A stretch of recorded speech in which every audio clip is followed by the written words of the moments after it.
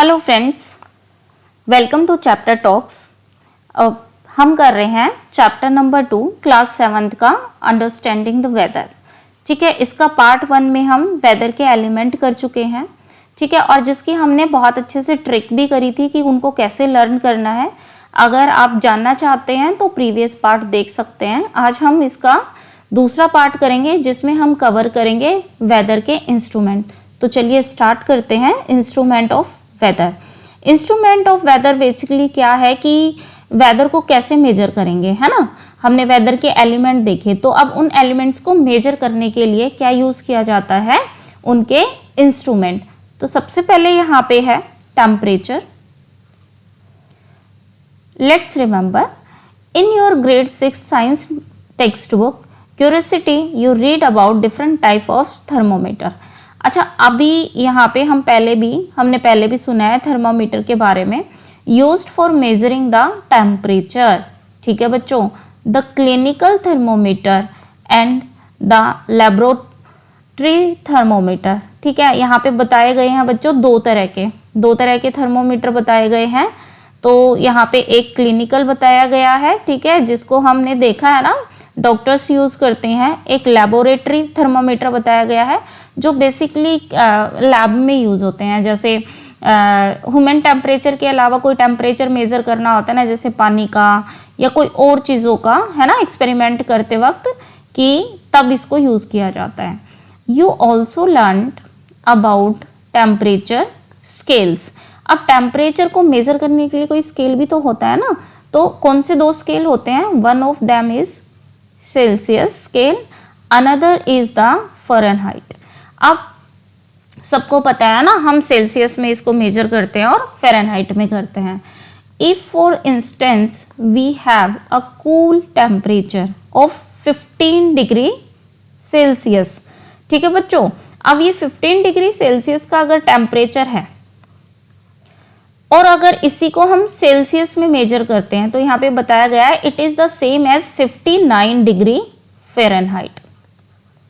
ठीक है, दोनों ही यहाँ पे मेजर करने की कौन से टेम्परेचर को मेजर करने की डिग्री है, सेल्सियस और फ़ारेनहाइट।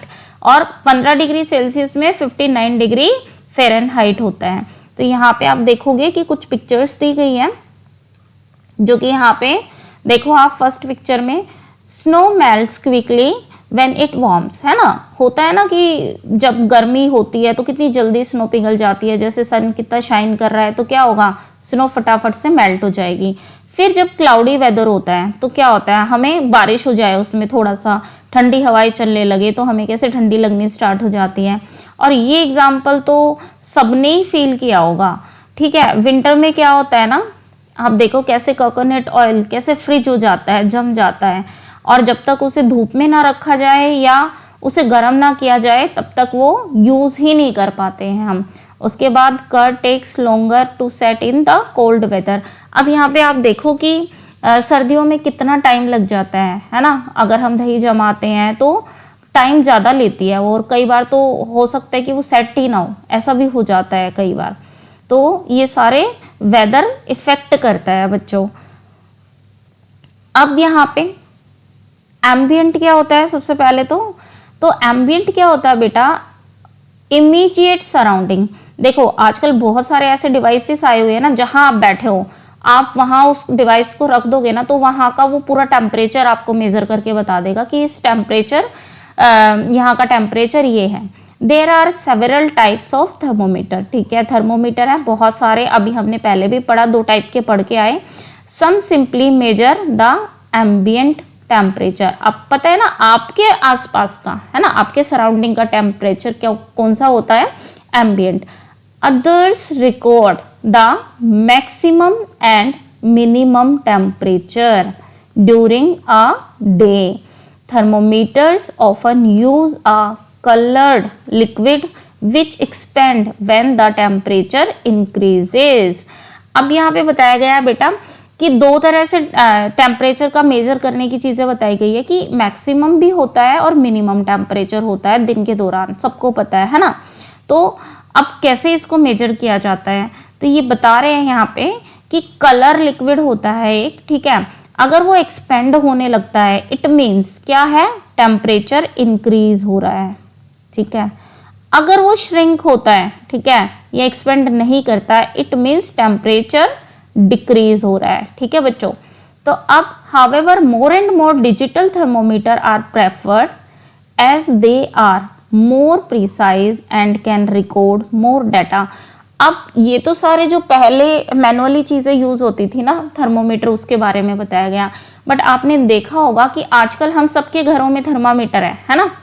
उस थर्मामीटर कितना वो डिजिटल है ना, उससे एकदम से प्रिसाइज कैसे रिजल्ट आ जाते हैं, नंबर्स आप देखते होगे उस पे आ जाते हैं। लेकिन पहले क्लिनिक में कैसे थर्मोमीटर होते थे जिनको मरकरी में रखा जाता था और डॉक्टर उसे कैसे झटकते थे, फिर जो उसमें जो पारा रहता था ना वो एक्सपेंड करता था, है ना, वो लिक्विड होता था, वो एक्सपेंड करता था अगर टेम्परेचर है तो उसके अकॉर्डिंग। तो indeed temperature recording can be used to collect some useful statistics including. अब यहाँ पे स्टैटिस्टिक्स की बात हो रही है, कैसे? सबसे पहला तो रेंज ऑफ टेम्परेचर। अब रेंज ऑफ टेम्परेचर क्या होती है बच्चों? और the maximum temperature minus the minimum temperature during a particular period of time. और ये जो पर्टिकुलर पीरियड ऑफ टाइम बता रहे हैं ना, इसमें यूजुअली क्या बोला गया है, 24 आवर्स को हम इंक्लूड करते हैं।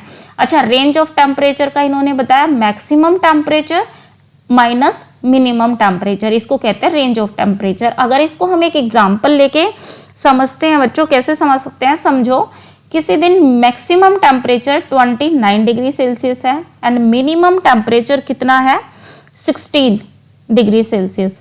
तो ये मैक्सिमम हुआ, ये मिनिमम हुआ। अगर हम इन दोनों को माइनस करते हैं तो कितना रेंज आ जाएगी बच्चों टेम्परेचर की? ये बच गया यहाँ पे 29 माइनस 16, 13 डिग्री सेल्सियस हो गया।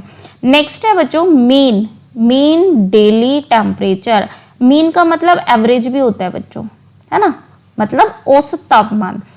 इसमें कैसे करते हैं? और द मैक्सिमम टेम्परेचर, ठीक है, यहाँ पे मैक्सिमम टेम्परेचर है, plus the minimum temperature of day divided by 2। अब सेम क्या कर सकते हैं बच्चों हम यहाँ पे, जैसे अभी हमने ये किया ना, ये मैक्सिमम टेम्परेचर था, यहाँ पे मिनिमम, इसको डिवाइड कर देंगे 2 से। या कोई अनदर एग्जांपल भी हम ले सकते हैं। सपोज किसी दिन का मैक्सिमम टेम्परेचर है 31 डिग्री सेल्सियस और इसका क्या है, मिनिमम टेम्परेचर है 17 डिग्री सेल्सियस। अब इसको डिवाइडेड कर देंगे 2 से, इन दोनों को प्लस करते हैं तो बेटा ये कितना हो गया, 48 हो रहा है अपॉन 2, ठीक है। तो ये आ गया 24 डिग्री सेल्सियस जो है वो एवरेज टेम्परेचर है। तो यहाँ पे ये ऑब्जेक्टिव टाइप क्वेश्चंस में भी आ सकता है, रेंज निकालनी भी आ सकती है या एवरेज निकालनी आ सकती है। बस आप ये ध्यान रखना, जब रेंज निकालते हैं तो मैक्सिमम माइनस मिनिमम हो जाता है, जब एवरेज निकालते हैं तो क्या होता है, मैक्सिमम प्लस मिनिमम होता है और उसको डिवाइड कर देते हैं हम 2 से। इंपॉर्टेंट है। So next, don't miss out. यहाँ पे क्या बताया गया है, the India meteorological department was set up in 1875। Again important है, ऑब्जेक्टिव टाइप में हो सकता है, 1 मार्क्स का question. Its motto is Aditya. अब आदित्य का मतलब बच्चे क्या होता है, सूर्य, है ना, ये तो हम कर ही चुके हैं ना, पर्यायवाची हिंदी में किया ही होगा। जायते वृष्टि। अब वृष्टि का मतलब क्या होता है, बारिश, है ना, वर्षा। Which means from the sun arises rain. अब the phrase comes from the ancient text Manusmriti. अब बच्चों हमारे जो एंशियंट टेक्स्ट हैं आप सबको पता है, जैसे वेदास वगैरह हैं हमारे, इसी तरीके से मनुस्मृति है जिससे ये मोटो या टैगलाइन ली गई है। एंड द कंप्लीट सेंटेंस, और वहां से लिया गया, लेकिन इसका कंप्लीट सेंटेंस क्या है, इसका complete sentence reads from the sun arises rain, from the rain comes food and from food living being originate. ठीक है, अब यहाँ पे देखो कि किस तरीके से सन आता है तो कितना सारी चीजें एक दूसरे से कनेक्ट होती है ना, फिर क्या होता है, बारिश आती है, फूड मिलता है, जो जैसे जो लिविंग एंटिटी है वो सरवाइव कर पाती हैं। अब यहीं पे एक क्वेश्चन भी है, can you think of reason why rain arises from the सन।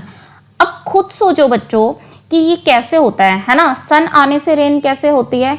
अगर आप लॉजिकली सोचोगे ना तो आप वाटर साइकिल को याद करो, ठीक है, हमने प्रीवियस क्लासेस में पढ़ा है ना,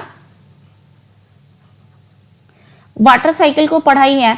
तो वाटर साइकिल कैसे वर्क करता है बच्चे, वाटर साइकिल में जो वाटर है ना, वो एवेपोरेट होता है, ऊपर चला जाता है, फिर वो ठंडा होता है, बादल बनते हैं, और बादल बनते हैं तो बारिश होती है। सपोज अगर वो जो वाटर साइकिल का प्रोसेस है ना, वाटर वेपर इवेपोरेट हो ही ना तो कैसे होगा, कैसे रेन होगी, सनी नहीं होगा तो, है ना। तो पूरा वाटर साइकिल डिपेंड करता है सन पे। तो इसी तरीके से जहाँ पे इस क्वेश्चन का आंसर हमें मिल रहा है। नेक्स्ट पढ़ते हैं, let's explore. Here is a chart of temperature of a city in Madhya Pradesh, ठीक है। What is the maximum temperature recorded in the week shown here, what is the minimum, calculate the range. अभी हमने ऊपर सीखा ना कि कैसे रेंज निकालते हैं और कैसे एवरेज टेम्परेचर निकालते हैं। तो ये टेबल देखते हैं एक बार।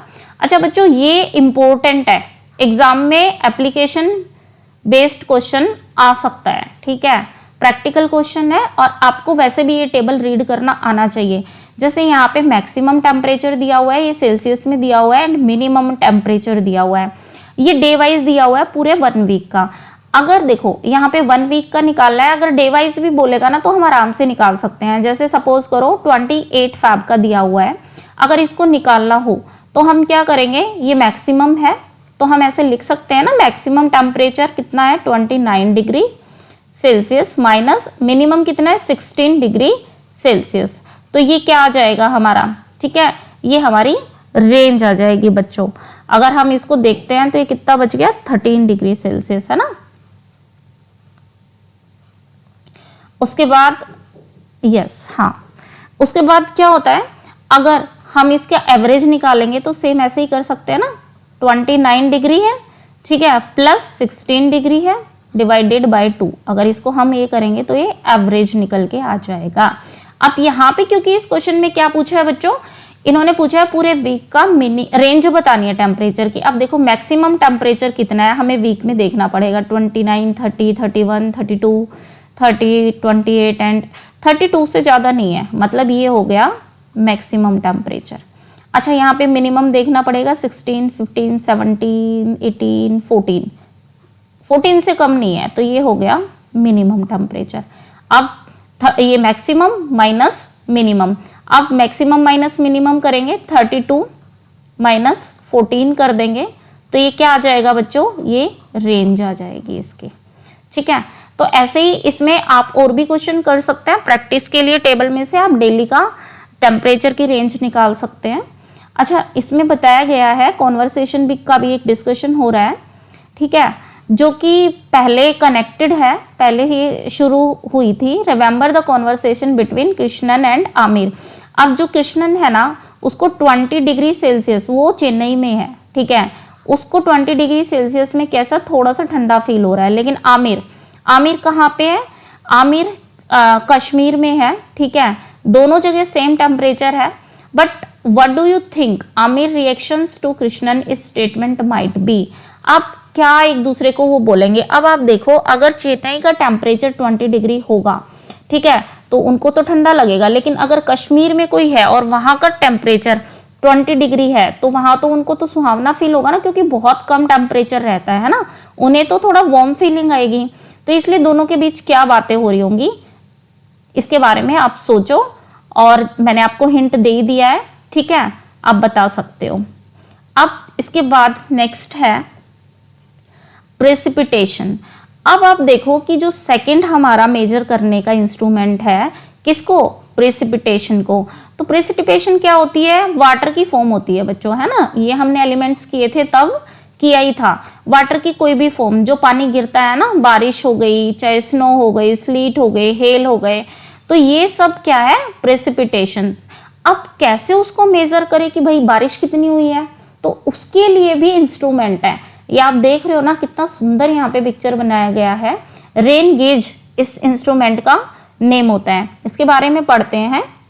If the news says that a particular place received 30 mm of rainfall in a day. What does it mean? How is rainfall measured? The amount of rainfall is measured with the help of an instrument, ठीक है, called rain gauge. अब इसको याद रखना है, ठीक है. When it rains, the water falls into a funnel, ठीक है, and it is collected in a cylinder. आप देख रहे हो ना, ये फनल है, वाटर यहाँ पे गिरता है और यहाँ क्या, ये सिलेंडर जैसी इसमें कलेक्ट हो जाता है, ठीक है. A scale is attached to the cylinder to measure the depth of rain water. अब आप देख रहे होगे ये स्केल, देखो ये नंबर लिखे हुए हैं ना, 1 2 3 4, ठीक है. ये पूरा स्केल यहाँ पे चिपका दिया जाता है और ये mm में होता है बच्चों, ठीक है. mm क्या होता है, मिलीमीटर. तो यहाँ पे भी ये क्वेश्चन बन सकता है कि जो हमारा प्रेसिपिटेशन है इसको किस पे मेजर किया जाता है ना, तो मिलीमीटर में. जैसे हमारा था ना थर्मामीटर में जो टेम्परेचर था उसको सेल्सियस में और फ़ारेनहाइट में मेजर किया जाता था, ऐसे ही रेन गेज में जो हमारा प्रेसिपिटेशन है उसको mm में, मतलब मिलीमीटर में मेजर किया जाता है. अब यहाँ पे For example, when the height of the water collected is 5 mm, we say that the area received 5 mm of rainfall. ठीक है. अब इस रेनफॉल का क्या मतलब है, देखो यहाँ पे ये इतना भरा हुआ दिखा रहे हैं, तो कितना ये 5 mm रेनफॉल हुआ. अच्छा बच्चों, अगर सपोज करो कि ये यहाँ तक भरता है किसी दिन, तो इसका मतलब 8 mm की रेनफॉल हुई है, ठीक है. ऐसे ही और भी बढ़ सकता है. अब इसको रखना कहाँ पे है, इसको प्लेन पे रखना होगा. अब मान लो किसी ऐसी जगह रख देते हो जहाँ पे ये टिल्ट हो रहा है, ठीक है, या हवा आ रही है, या फिर कुछ ऐसी जगह मान लो किसी पेड़ के आसपास रख दिया, वहां अच्छे से पानी, वाटर ड्रॉप नहीं गिर रही इसमें, तो अच्छे से इसमें पानी जो है वो कलेक्ट नहीं होगा. तो अब यहाँ रेन गेज में क्या है, पानी गिरेगा और इस स्केल से हम इसको मेजर कर लेंगे. अच्छा बाई चांस अगर मान लो हेल गिर रहे हैं, ठीक है, स्लीट हो रहा है, तो यहाँ पे वो गिरा है, हम वेट करेंगे उनको मेल्ट होने का, ठीक है. जब मेल्ट हो गए यहाँ पे जितना पानी भर जाएगा, ठीक है, फिर पता लगेगा कि कितनी mm की यहाँ पे बारिश हुई है ना. प्रेसिपिटेशन को मेजर कैसे करना है फिर. अच्छा यहाँ पे एक एक्सपेरिमेंट लेट्स एक्सप्लोर दिया हुआ है. यहाँ पे क्या कर रहे हैं स्टूडेंट्स, आपको आप कर सकते हो, ये एक्टिविटी इंटरेस्टिंग भी है. Make a rain gauge as shown in the diagram above. Place the rain gauge in a open area. बस आपको ध्यान क्या रखना है कि किस तरीके से इसको बना के कहाँ रखना है. सच में आप कर सकते हो. Away from object that might obstruct rain, है ना, जहाँ पे ऐसा हो रहा हो कि कुछ चीजें बाधाएं बन रही है ना बारिश का पानी उसमें गिरने में या भरने में. Ensure the rain gauge is on the flat surface and will not tilt और topple with the wind. Using the measuring scale, है ना, mm वाला, record the amount of rain water collected at the same time every day for a month.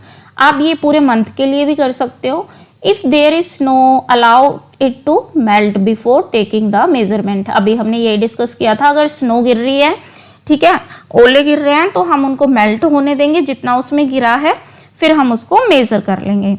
Calculate the average rainfall for every week in that month and comment on the variation from week to week. है ना, हम पता कर सकते हैं ना कि इस वीक ज्यादा बारिश हुई, इस वीक कम हुई. कभी कभी आपने देखा होगा जब वेदर फोरकास्टिंग होती है, क्या मतलब है वेदर फोरकास्टिंग का, पहले से प्रिडिक्शन करना, ठीक है, कि इतनी कैसे टेम्परेचर इतना रहेगा. हम वेदर फोरकास्ट में तो बल्कि 10 दिन आगे का बता देते हैं कि जो हमारा मीटियोरोलॉजिकल डिपार्टमेंट है वो बता देता है.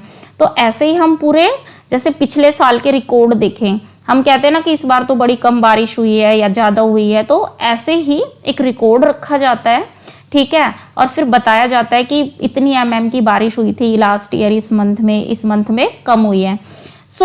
आज के लिए इतना ही. नेक्स्ट हम अपने अगले पार्ट में करेंगे एटमॉस्फेरिक प्रेशर, ठीक है.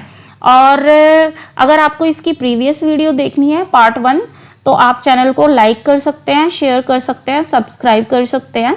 आज के लिए बच्चों इतना ही. Thank you for watching.